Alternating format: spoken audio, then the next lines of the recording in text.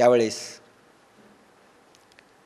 हारतच नाही, कारण धनुष्यबाण हाती असताना आणि स्वतःहून मरावं असं वाटत नाही तोपर्यंत अजिंक्य आहेत ते. कोणी येऊ, यमधर्मराज जरी आला तरी नाही. आणि ज्यावेळेस हा पिंच करतो, सारखा टोचून बोलतो दुर्योधन की तुम्ही त्यांच्या पक्षाचे आहात, तुम्ही सहज मारू शकता, पण हटकून तुम्ही मारत नाहीत. आणि तारीफ करता अर्जुनाच्या बाणाची. पितामह, तुमच्याच मनात हेतू वाईट आहे, कारण इकडे शपथ खाल्लेली आहे त्यांचं राज्य हे करण्याची. पहा, त्यावेळेस एकदा राग आला आणि त्यांनी सांगितलं 5 पांडव मी संपवून टाकतो उद्या.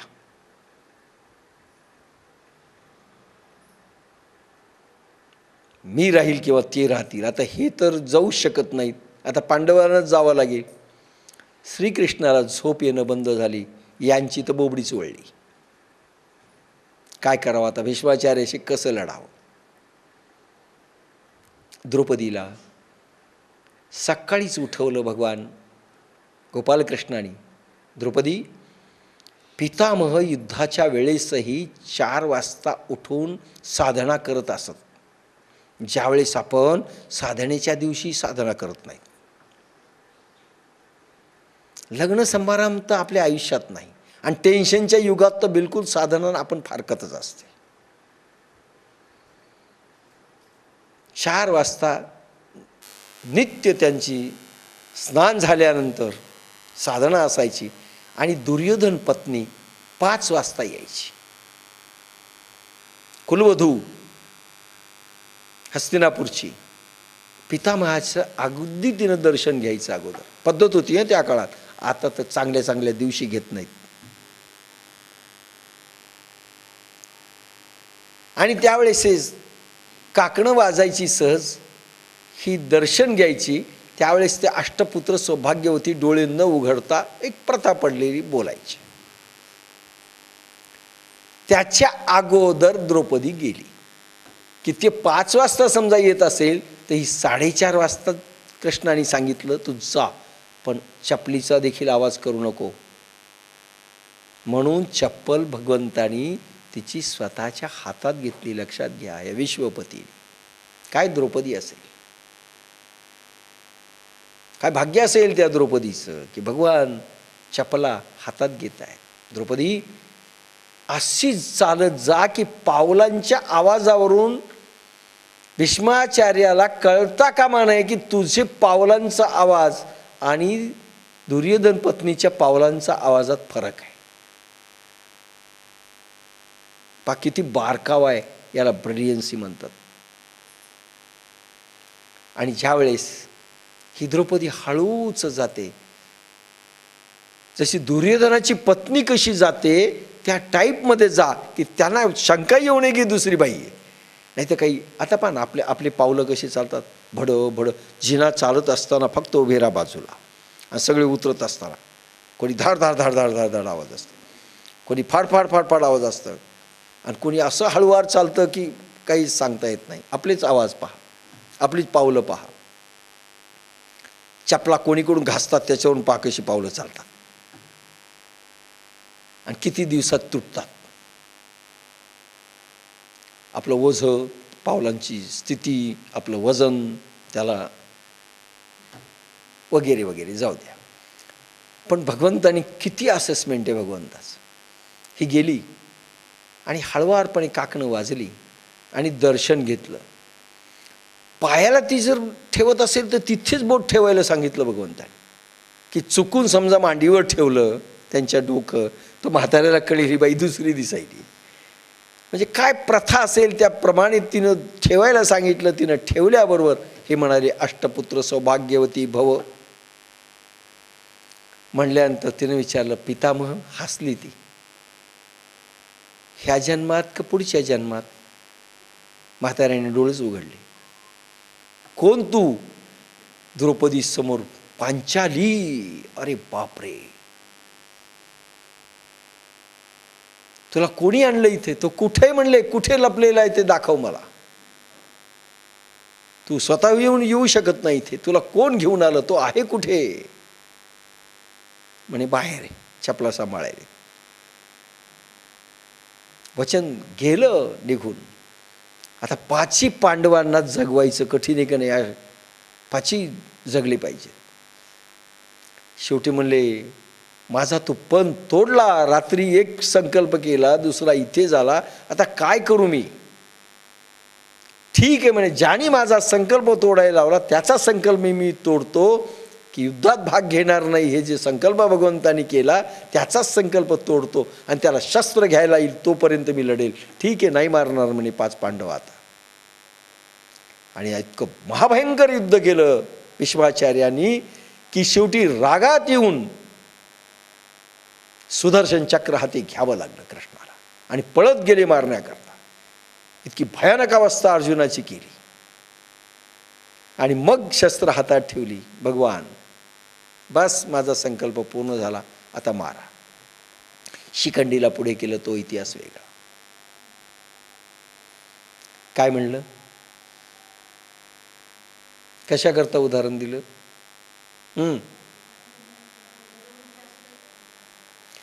इतके भीष्माचार्य सामर्थ्य संपन्न असताना, योग सामर्थ्य प्रचंड असताना, आणि ज्यांच्या बाणामधनं योगाचं सामर्थ्य प्रगट होत होतं की विश्वामध्ये कोणी समोर नाही, काय सामर्थ्य संपन्न होतं पितामहाकडे. अरे शरपंजरी पडल्यानंतर रक्ताचा एक थेंबही शिल्लक नाही, 6 महिने हा म्हातारा बाणावर ते जिवंत राहतो, काय सामर्थ्य. असं असतानाही बुद्धी बिघडली की नाही? की ज्यावेळेस द्रौपदीचं वस्त्रहरण होतं त्यावेळेस हे पितामह टाहो फोडते ती, पितामह मला वाचवा. त्यावेळेस मान खाली जाते. आणि हाच प्रश्न द्रौपदीने ज्यावेळेस शरपंजरावर विचारलेला आहे, हसली की ज्यावेळेस भगवान म्हणतात अरे जातील, एवढा ज्ञानी महापुरुष आता पृथ्वीवर नाही शिल्लक. राजनीती, धर्मनीती, अर्थनीती धर्मराज तुम्ही शिकून घ्या. आणि भगवान सगळ्या पांडवांना घेऊन येत आहेत, द्रौपदी येत आहेत बरोबर. आणि त्यावेळेस त्यांनी सांगितलं, पांचालीने नमस्कार केला, त्यांनी डोळे उघडले आणि कृष्णाने सांगितलं, धर्मराजांनी सांगितलं यांना राजनीती शिकवा. आणि त्यावेळेस ते राजनीती शिकवत आहेत, सगळ्या नीती शिकवत आहेत. त्यावेळेस ही पांचाली पटकन हसली.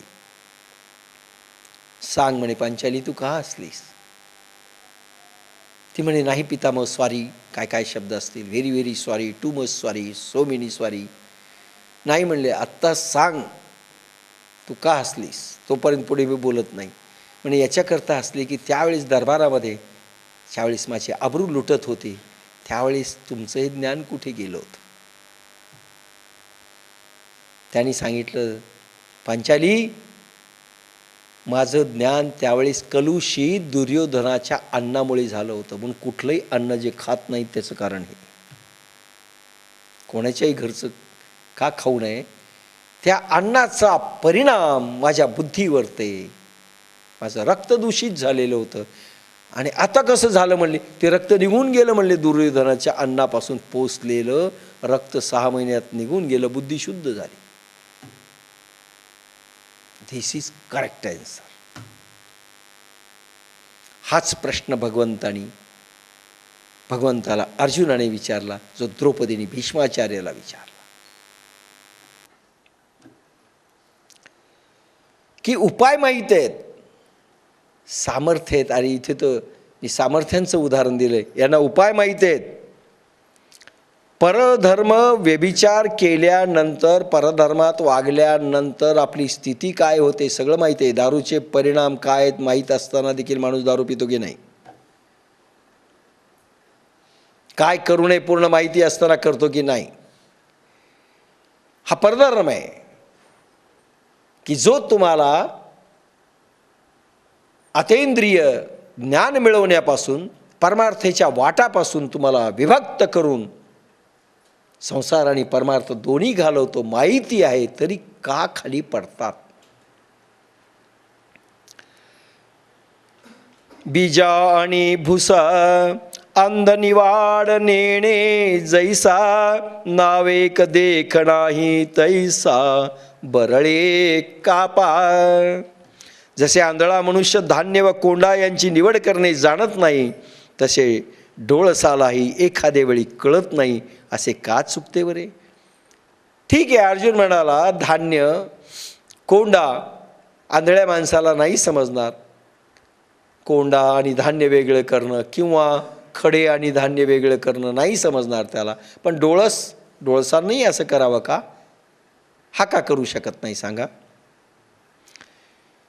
ते जे असता संग सांडिती, तेची संसर्ग करिता धाती, वनवासी सेविती जनपदा ते. जे असलेला संग सोडतात तेच पुन्हा संग करूनही तृप्त होत नाहीत. वनवासात असलेले देखील परत गावातील लोकात येऊन राहतात. पंचमहाभूताचे वासनात्मक शरीर परून जोपर्यंत क्षय पावले नाही तोपर्यंत सात्विक शुभ वासना देखील बाधक होते. जे असलेला संग सोडतात, अनेक साधू अनेक संत जे बनायला निघतात त्यांचं पहा कसं होतं. असलेला संग सोडतात. आता प्रत्येक जण आपल्या घरात जन्मलेला आहे, लक्षात घ्या. आई वडिलांचा संग बायको करत नाहीत. काही लोक बायको केली तर कंटाळतात, निघून जातात. आज 66 लाख साधू आहेत ह्या देशामध्ये. काहींनी बायको सोडली, काहींची बायको मेली, काहींनी बायका केल्या नाहीत.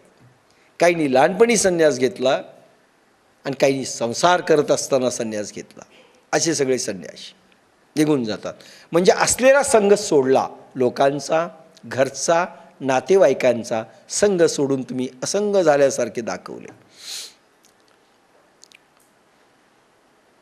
जे असलेला संघ सोडतात तेच पुन्हा संघ करूनही तृप्त होत नाहीत.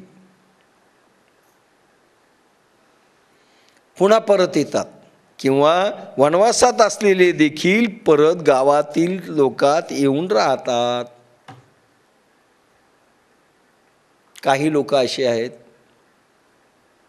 मुळात संन्यासी नाही झाले, वासना अतृप्त राहिल्या. पुन्हा आताची शैली साधू संत तथाकथित होऊन बाहेर निघण्याची बंद केली पाहिजे. कारण आता तुमची कॉन्स्टिट्यूशन शरीराची आणि मानसिक अवस्था परमिशन देत नाही. फार कठीण काळ आहे. लगेच तुम्ही घर सोडलं की तुमचं मनातलं घर सुटतंय, खरं नाही. दिसणारा संसार सोडाल पण मनामध्ये असणारा संसार कसा सुटेल? बुद्धीमध्ये घुसलेला संसार कसा सुटेल? बुद्धीमधली आसक्ती कशी सुटेल जरी वनात जाऊन राहिलं तरी? म्हणून मी नेहमी म्हणत असतो की महावीर आणि बुद्धांचं जे कोणी नाटक करतात त्यांचेच अनुयायी तेही चूक आहे, आणि इकडे शंकराचार्यांचं जे नाटक करतात तेही चूक आहे.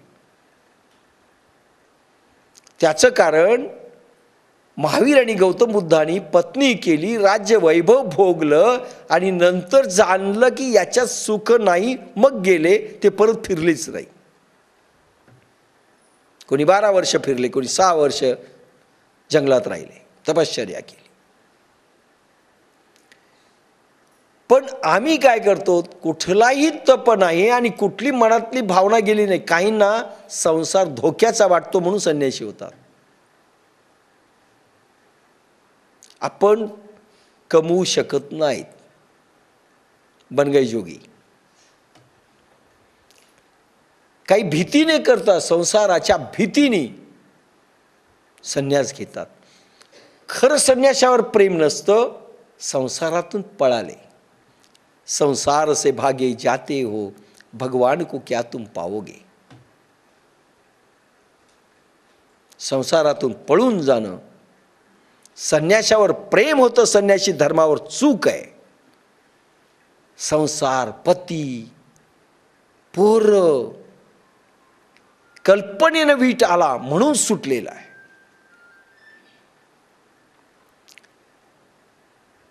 आणि म्हणून असे लोक अतृप्त राहतात. आणि जंगलात गेले तरी परत येतात. म्हणून एक जैन साध्वी लगेच तिनं संसार केला. मी म्हणतो छान केलं, अतिशय छान केलं. लहानपणी कोणीतरी प्रेशर खाली करून टाकला असेल, मनातल्या अतृप्त भावना मारण्यापेक्षा संसार केला बेस्ट झाला, चांगलं झालं. लोकांच्या दृष्टीने चूक झाला असेल, लोकांनी चूक केली होती करण्यामध्ये, ती तिनं सुधारली मेजर झाल्यानंतर, मोठी झाल्यानंतर. आणि काही लोक दाबून टाकतात, तेही चूक आहे. आपल्या वासना दाबल्या डिप्रेशनमध्ये जातात, काही उपयोग होत नाही. आणि रोगच काढतात ही माणसं संन्याशी. आणि काही नंगे साधू बाबा बाकीचे पहा कसे एक्सेंट्रिक होतात. अरे मारामाऱ्या करतात, खून करतात. कुठल्या साधूच्या आखाड्यानी पहिल्यांदा स्नान करावं याच्यासाठी मारामारी आणि खून होतात. साधूंचे टोळके एक दुसऱ्याशी भिडतात, कारण मनातले विकार गेलेलेच नाही, संत झाले, साधू झाले. हे नंतर जंगलात गेले पण परत आले. पण अर्जुनाने प्रश्न विचारलाय, भगवंता हे कसं होतं? असला संघ सोडला, वनात गेले, वनात जमलं नाही, परत येतात. अहो विचाराने गेले होते, विचाराने आले, पण यांचं असं का होतं? आपणच तरी लपती. आता कोणी म्हणेल बुद्ध आणि महावीरही गावात आले, त्यांचं उदाहरण घेऊ नका. बुद्ध आणि महावीर गेले ते काही मिळवण्याकरता गेले, पण मिळवल्यानंतर ज्यावेळेस प्रेमानंद प्रगटतो त्यावेळेस ते वाटण्या